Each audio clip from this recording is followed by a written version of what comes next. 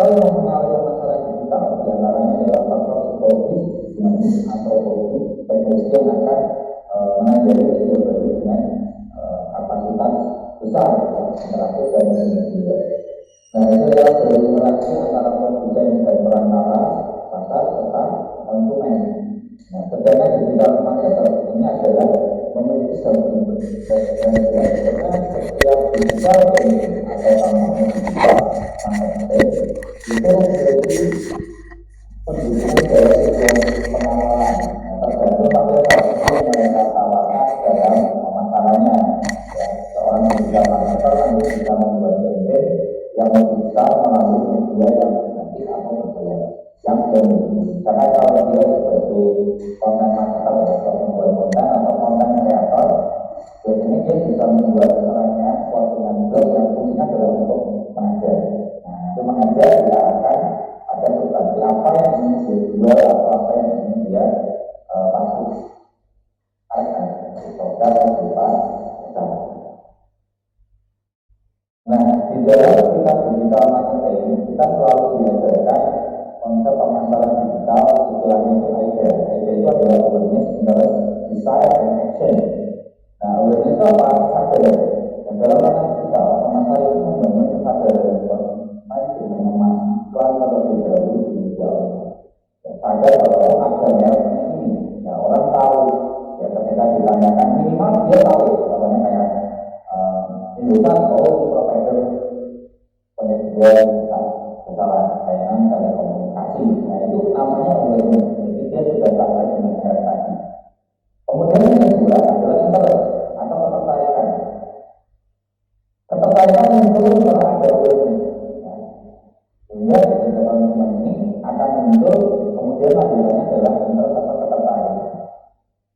Sistem online, offline, cuma mencari informasi di pasar. Tentang sistem online, orang mencari produknya melalui search engine atau mesin pencari, bisa Google, bisa Yahoo, ya, media sosial, bahkan sekarang trennya adalah menggunakan TikTok. Ya, jadi kalau anak muda terutama biasanya ini kalau mencari sesuatu, mungkin kalau generasi milenial, generasi X atau kan itu kalau mencari sesuatu mungkin kita masih menggunakan search engine berupa Google. Ya. Tapi untuk yang ini, biasanya sekarang sudah beralih ke TikTok. Mencari apapun itu TikTok. Kemudian yang kedua adalah desire atau keinginan. Timbul keyakinan pada konsumen sehingga dia ingin mencoba. Nah, jadi artinya dari awareness interest dia naik ke tingkatan pada tahapan desain. Nah, sistem online dengan mencari keterangan tentang produk atau jasa melalui situs web. Nah, jadi kalau kita misalkan punya sesuatu sifatnya adalah produk, maka berikan keterangan yang detail pada produk akan pada dokumentasi produknya. Baru tahapan keempat orang akan melakukan action. Jadi sebagai tahapan keempat konsumen terhadap produk atau jasa. Dan ini sebenarnya adalah konsep pemasaran yang memang harus dibawa ke digital marketing supaya kita sebagai konten marketer atau konten kreator itu bisa mengarahkan konsumen pada produk atau jasa yang kita tawarkan. Nah, dalam digital marketing planning, rencana pemasaran digital ini adalah alat yang paling tepat. Ini tools setiap perusahaan jika dia ingin berhasil di dalam dunia internet. Dan secara mulai, tapi dalam sekarang ini sangat umum tapi tindakan yang memiliki banyak. Konsumen konsentrasinya mendapatkan dan mempertahankan pelanggan secara melalui channel digital atau saluran digital. Dan cara pemasaran digital merupakan suatu yang strategis dan melibatkan tujuan fakta dan angka. Ya, jadi view-nya berapa, kemudian subscriber-nya berapa, ya, betapa komunikatif dan positifnya publikasi itu menggunakan tools digital, mungkin misalkan SMA, ya, ataupun bisa kita menggunakan data seperti Twitter aktif, subscribe, ya, dan kita bisa tahu sebenarnya banyak yang positif atau negatif. Kemudian rencana pemasaran digital yang dibuat dengan baik ini akan menjelaskan secara detail semua tools, taktik dan strategi yang akan kita lakukan untuk mencapai pemasaran yang ditargetkan. Namun tujuan dari khidmat itu kan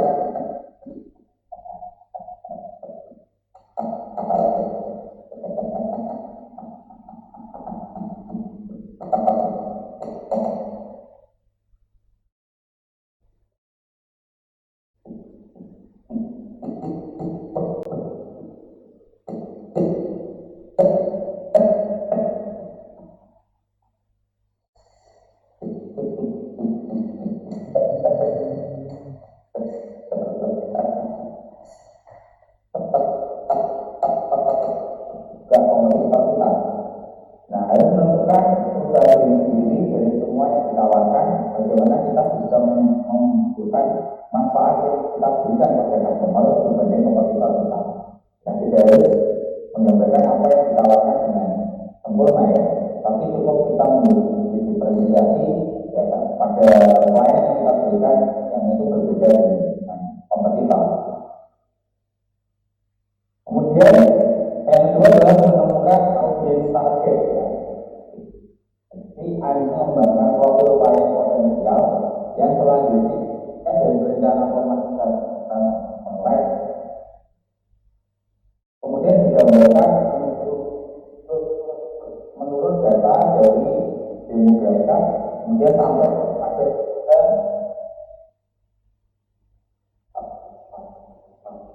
posisi seberapa sering mereka membeli apa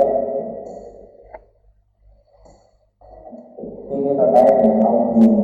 Ini kan dengan tegas ya, karena ini menjadi panduan atau istilahnya itu kayak guidance dari perusahaan tadi untuk dia bisa membuat aplikasi bisnis yang nantinya akan membantu kira-kira seperti apa yang digunakan ya untuk target audiens yang memang kita inginkan.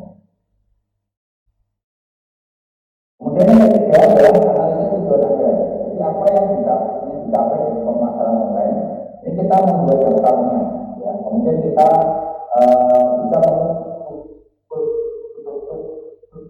nah, dan ini sangat berarti sebelum kita beralih strategi baik itu di tujuan jangka pendek maupun tujuan jangka panjang. Jadi harus spesifik dan bisa diukur capaiannya relevan dengan waktu yang sudah dilakukan. Kemudian yang keempat, mengembangkan strategi apa yang kita gunakan. Nah, ini adalah rencana pemasaran digital melalui langkah sebelumnya, melalui analisis tujuan dan identifikasi target audiens. Sekarang adalah waktu untuk merinci cara yang digunakan untuk menjangkau audiens dan mencapai tujuan. Yang kelima adalah rencana aksi, ya, harus mengandung aspek seperti apa yang ingin kita lakukan. Ketika itu dimulai, maka orang-orang harus punya tanggung jawab bisa membawanya ke depan dan biaya nyata yang akan ada, apa yang akan menjadi hasil terukur akhir dari kemudian di dalam mulai perencanaan digital marketing bagaimana? Di sini kita ambil pendapatnya dari Dunyati ya, dari 20. Yang pertama adalah people. People adalah orang, konsumen, customer, dan audiens. Nah, yang dilakukan adalah mengetahui di mana konsumen biasanya mau berinternet ya, atau beronline. Kedua, apa saja alasan konsumen itu mau melakukan internet tadi. Ketiga, bagaimana reaksi sosial konsumen di digital, bagaimana cara konsumen menggunakan tools masuk sosial medianya. Kemudian tentukan dalam keputusan pembelian. Kelima, pengalaman digital konsumen yang diharapkan dalam berinteraksi dengan brand ya. Dan keenam, bagaimanakah segmentasi konsumen dalam aktivitas di dunia digital ya, genetik ya, sektor atau dia kebanyakan menjadi seorang kreator ya. Kemudian yang kedua ya. Pertama brandingnya, jadi mengubah sikap pengukuran kualitatif dan kuantitatif. Kedua mengakuisisi, jadi mengubah perilaku dan pengukuran kuantitatif. Dalam hal ini sudah dimulai dari level 1, 2, 3 dan seterusnya, sehingga membentuk yang kita sebut affiliate marketing. Apa itu sebuah bentuk performance based online marketing, di mana nanti reward diberikan ya setiap ukuran atau goal yang dicapai ya. Jadi melalui akuisisi atau membuat member dengan subscriber atau pembelian secara online.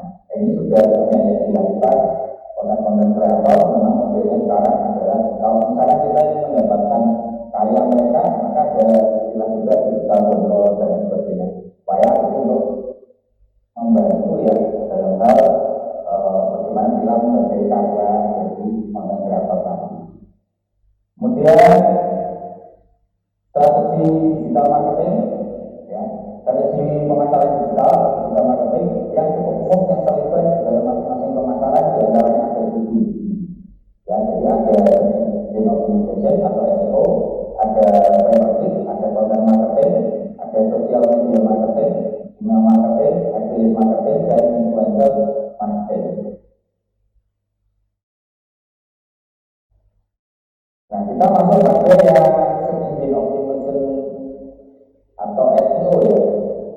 Jadi search engine optimization ini adalah proses mengoptimalkan website kita agar dia bisa mendapatkan high level ya, jadi peringkatnya bisa tinggi di halaman mesin berkah karena di Google ya, sehingga meningkatkan traffic organik ya. Jadi meningkatkan traffic itu bisa organik, bisa organik atau berbayar ya. Sehingga media yang bermanfaat yaitu seperti website, ya, blog, atau infografis, semakin banyak orang yang mengakses, ya, maka website kita ini akan berada di titik paling atas dalam mesin pencarian di Google. Ya, sehingga kalau kita di orang sebagai seorang data analis ya, itu kita bisa melihat ya, kata apa yang sering sekali diketik di mesin pencari yang dicari oleh seseorang. Nah itu biasanya akan digunakan keywordnya nanti untuk proses ya, untuk menaikkan SEO-nya tadi. Jika ketika orang mencari kata-kata yang disukai tadi itu akan muncul kita ya, secara langsung. Dan itu kalau semakin banyak, maka itu kita sebut sebagai peringkat trafficnya dia organik dan bisa yang tanpa berbayar. Cara orang memang banyak mencari kata-kata tersebut. Ya, masuk ke level konten ke FYP, ya itu salah satu. Kemudian yang kedua adalah topik, ya PPC ini adalah dengan nanti Anda membayar setiap klik.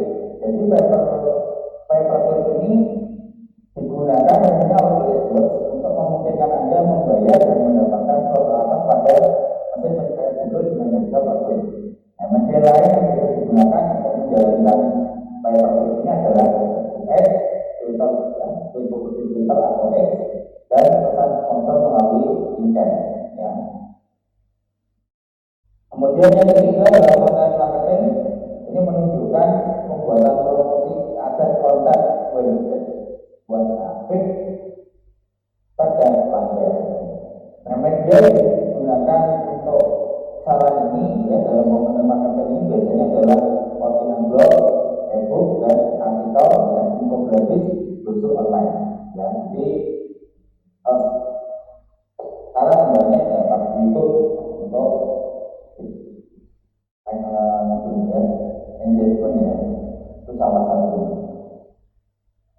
Kemudian yang keempat adalah sosial media marketing ya, atau ads. Perannya sosial media marketing ini adalah mempromosikan merek dan konten Anda di media sosial untuk mendapatkan brand awareness, menggalikan traffic dan prospek untuk bisnis Anda. Ya, ini hampir sama ya. Cuman bedanya di sini media sosialnya bisa banyak sekali, bisa Facebook, ya, Twitter, LinkedIn, Instagram, Snapchat, Pinterest, Google Plus, ya, dan lain sebagainya, termasuk TikTok. Ya, ini termasuk dalam sosial media marketing. Intinya orang itu sadar dengan merek kita dan dia bisa mendapatkan traffic. Ya. Jadi kunjungannya ini sangat banyak orang melihat itu. Sehingga kalau di TikTok kita menyebutnya itu adalah DV, atau kalau di Twitter kita sering menyebutnya adalah tracking. Kemudian yang kelima email marketing. Ya, email marketing ini sebagai bridge atau jembatan komunikasi dengan customer. Jadi email sering digunakan untuk mempromosikan konten potongan harga dan sebuah acara, serta mengarahkan calon customer untuk mengunjungi website Anda di dalam beberapa tipe email yang bisa digunakan. Ya, salah satunya menggunakan email marketing, ya, yaitu mengikut bulletin blog, yang menindaklanjuti email pengunjung website yang mengunjungi sesuatu, email sapaan untuk customer, ya, kemudian konsumsi hiburan kan ya, program mendapatkan pendapatan member ya, tips atau email yang berupa untuk pengasuhan konsumen. Nah, ini guna dari email marketing. Kemudian yang keenam adalah affiliate marketing. Ya, affiliate marketing ini adalah program di mana kalian bisa mempromosikan produk atau jasa dari brand tertentu. Kemudian kita mendapatkan komisi ya. Jadi setiap pembelian yang dilakukan. Yang besaran komisi ini didapatkan juga variasi ya, tergantung persentase dan harga produk yang dijual. Nah, jenis iklan di mana Anda bisa mempromosikan atau layanan orang dari situs web Anda. Di sini ada beberapa aplikasi di dalam marketing, misalkan mesin video ads yang itu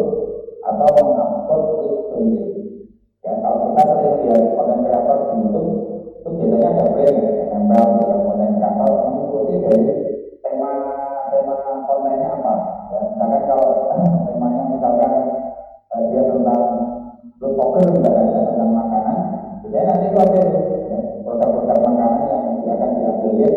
Silahkan beli ya nanti melalui saya di sini. Nah, ketika kita pakai link itu, maka itu kalau diafiliat dari konten kreator tadi. Jadi kalau ada pembelian, dia akan mendapatkan komisi dari setiap produk atau brand yang dipromosikan tadi melalui afiliat marketing.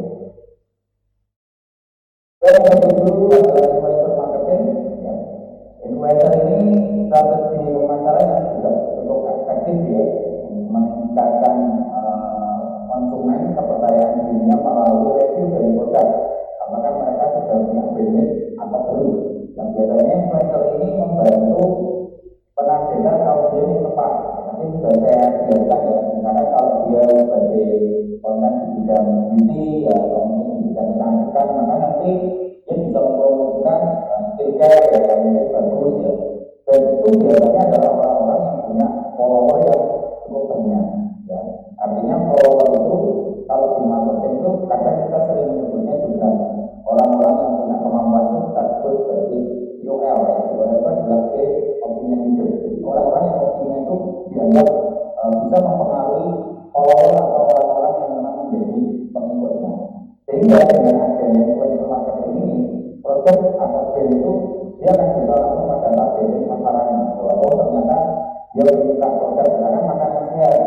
Ya, jadi tren sekarang ini larinya adalah ke food ya, dari food, kemudian di marketing dan lain sebagainya.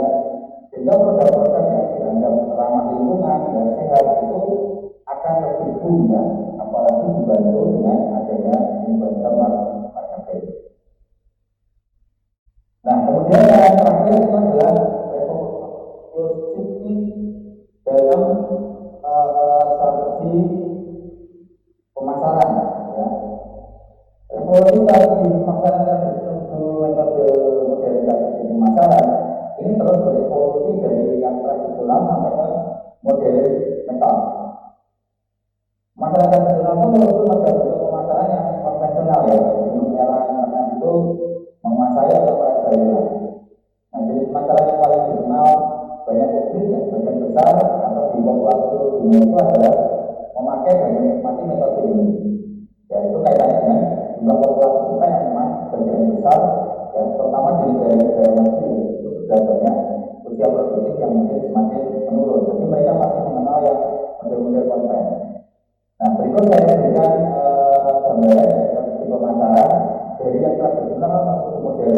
Misalkan dari GML menuju email, mungkin dari print menuju web, dari broadcasting menuju online media advertising, dan dari telepon menuju gadget atau smartphone.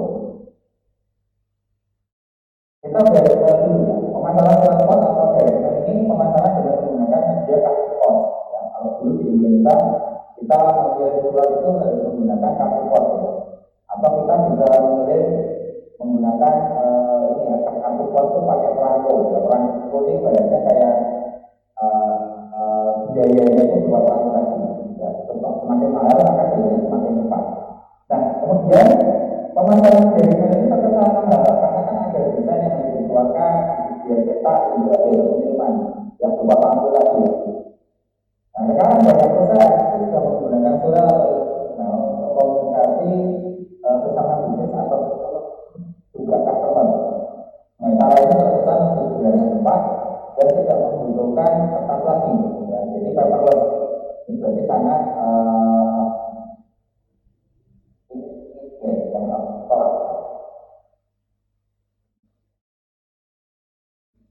saya bilang ya karena kertas itu kan. Dan juga pesan plus atau ya masih menggunakan persulatan. Misalkan kalau data yang dipakai adalah aplikasi, ya, masih tetap dipakai. Ya, tapi kalau kita bisnis ya, terutama antara customer atau ini kita harus bisa masih menggunakan email. Kemudian yang kedua, cetak print atau menuju blog atau website. Ya, pemasaran cetak ini menggunakan media cetak kabar. Ya, misalkan majalah, koran ya.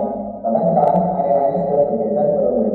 Dan beberapa koran sudah punya koran digital ya, sehingga mereka bisa diakses di portal website ataupun di dalam aplikasi yang bisa didownload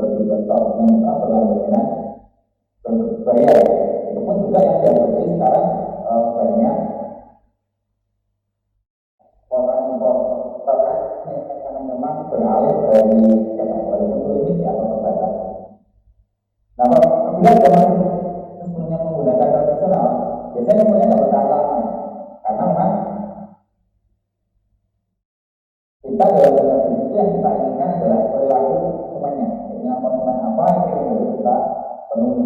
Nah, kalau misalkan kita mencoba melakukan tadi, berarti kita tidak akan berubah ya, jadi tidak akan tahan lama. Hal ini bisa kita lihat pengaruh kebiasaan konsumen kita dalam mengakses informasi, ya, membaca sesuatu yang sifatnya cetak itu sudah sangat jarang. Jadi lebih banyak kita menggunakan website, ya, ataupun e-book dan lain sebagainya di dalam memperoleh informasi. Ya. Kalau dulu kan harus majalah, koran, baru kita mendapatkan akses informasi. Sekarang kita sudah bebas menggunakan internet dan informasi itu bahkan sangat banyak sekali yang sampai tidak tersambung di dalam memori otak kita. Kemudian yang ketiga, kalau bisa advertising menuju video advertising, ya, kalau visi dari radio itu dulu dipakai sebagai pemasaran tradisional tadi, ya. Jadi orang iklan di radio, di TV, ya, itu mahal ya, itu mahal sekali. Tapi pesan tersebut berlaku dalam penayangan dari dunia, karena itu dia pemasarannya lebih pendek dibanding media cetak. Nah, ini disebabkan ada kesepakatan melalui televisi dan radio ini jauh lebih mahal. Jadi kalau kita iklan di TV itu kan kadang harganya sangat mahal, ya, normalnya bisa mungkin 30-an atau bahkan ratusan juta. Apalagi kalau waktu prime time, ya, jadi pada tayangan-tayangan tertentu itu sangat tinggi. Nah, itu biasanya sangat mahal. Nah, kemudian sekarang itu namanya online video advertising. Ini mewadai untuk menunjukkan video pemasaran di seluruh kanal video online. Ya, salah satunya mungkin ada video ads, video, bahkan sekarang yang baru trennya adalah menggunakan podcast. Ya. Podcast ini kan istilahnya dulu sebenarnya kayak orang menggunakan yang seperti radio. Cuman sekarang ada tren dia bisa di visualisasi melalui seperti televisi, ya. Jadi kita memiliki kayak kanal YouTube pun hampir memiliki media digital juga. Nah, di sini biaya untuk menampilkan online video advertising itu pasti biaya lebih murah. Tergantung dari konten kreatornya tadi, ya, berapa followernya, berapa jumlah engagementnya, sehingga itulah yang mereka create, ya, supaya mereka bisa tinggi secara engagement, sehingga itu bisa menghasilkan iklan yang lebih besar secara konsep biaya yang mereka bayarkan. Tapi pastinya lebih murah. Itulah sekarang kenapa banyak televisi juga mulai sedikit beralih juga memiliki kanal digital, ya, di YouTube ataupun di media-media lainnya. Kemudian yang keempat, yang terakhir, ini adalah dari telepon menuju gadget, ya. Jadi sebelum era handphone atau smartphone, penggunaan telepon itu sangat bergantung, ya. Jadi masih ada beberapa telepon genggam yang masih monokrom dan lain sebagainya. Dan dibandingkan sekarang, smartphone ini menjadi ini, ya, sangat mudah didapat. Kalau dulu itu termasuk di kebutuhan ekonomi masuk di barang tersier, ya, dan semua orang bisa mengakses. Sekarang smartphone ini menjadi barang yang sifatnya primer. Ya, karena di Indonesia ini hampir 70% itu menggunakan akses internet menggunakan smartphone. Tetapi di sini beberapa